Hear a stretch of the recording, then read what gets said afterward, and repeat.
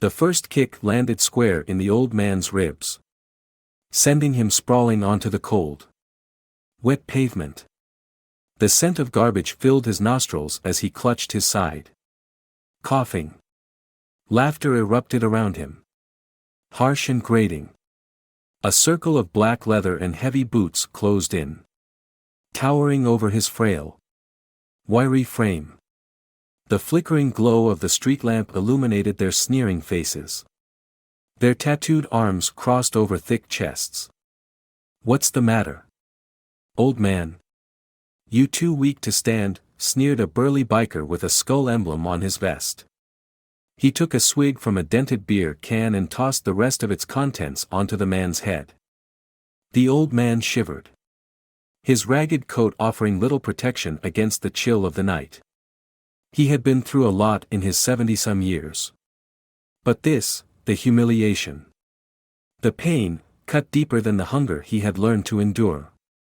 He wasn't sure what he had done to earn their ire. Maybe it was because he slept near their favorite bar. Or maybe they just enjoyed watching something weak and defenseless suffer. He didn't know. It didn't matter. "Maybe he's got some spare change," another biker chuckled, kneeling to rifle through the old man's tattered coat pockets. "Ain't got nothin' but dust and broken dreams," the first biker mocked. "Hell. He probably don't even remember his own name." The old man bit his lip, refusing to give them the satisfaction of crying out. The truth was, he did remember his name. He remembered a lot. He remembered a time before he was homeless. Before his wife had died and before his son had turned his back on him. He had been a man of dignity once. But dignity didn't keep you warm on the streets. Nor did it fill an empty belly. Another boot struck his ribs. And this time he grunted, curling into himself. "Ah. The old man's got some fight left in him," one of them taunted, nudging him with the toe of his boot. "Come on, Gramps. Let's see you throw a punch." The bikers laughed, entertained by the pitiful sight before them. The old man braced for the next blow. Then, a low growl echoed through the alley. The laughter faltered. A shadow moved near the dumpster. A lean, muscular dog stepped forward, its eyes reflecting the dim light like two burning coals. Its ears were flattened, its hackles raised, its lips curled back, revealing sharp teeth that glistened with saliva. The growl deepened into a snarl. One of the bikers took a step back. Where the hell did that thing come from? The dog moved between the old man and the gang, planting its paws firmly on the ground. It was a mutt. Its fur a patchwork of browns and blacks, scarred from what looked like old fights. But there was no mistaking the intent in its stance. It was ready to kill for the frail man lying at its feet. "That's one hell of a stray," the leader muttered.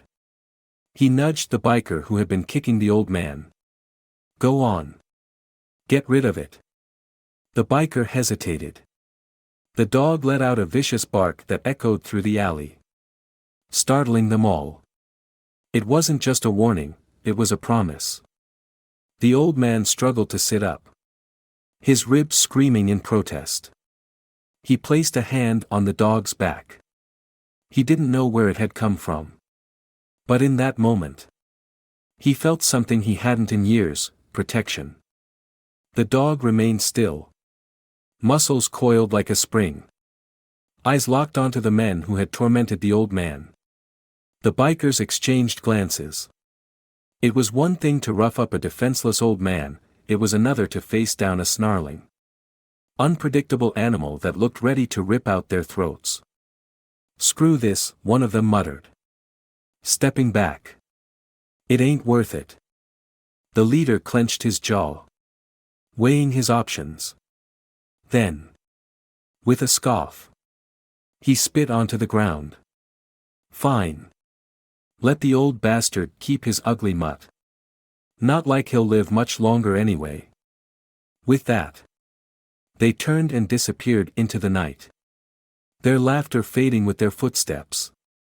The old man exhaled a breath he hadn't realized he was holding. He looked down at the dog, whose gaze remained fixed on the alley's entrance, ensuring the threat was gone. Then, as if sensing the old man's gaze, it turned to him and wagged its tail once. You saved me," the old man whispered, his voice thick with emotion. He reached out, hesitantly at first, and stroked the dog's head. It was warm beneath his fingertips, a stark contrast to the cold world around them. The dog licked his hand and then sat beside him, pressing its body against his in silent reassurance. For the first time in years, the old man felt something stir within him. Not just gratitude, but a flicker of something long lost. Hope. "Guess we better stick together." "Huh," he murmured, his fingers curling into the dog's fur.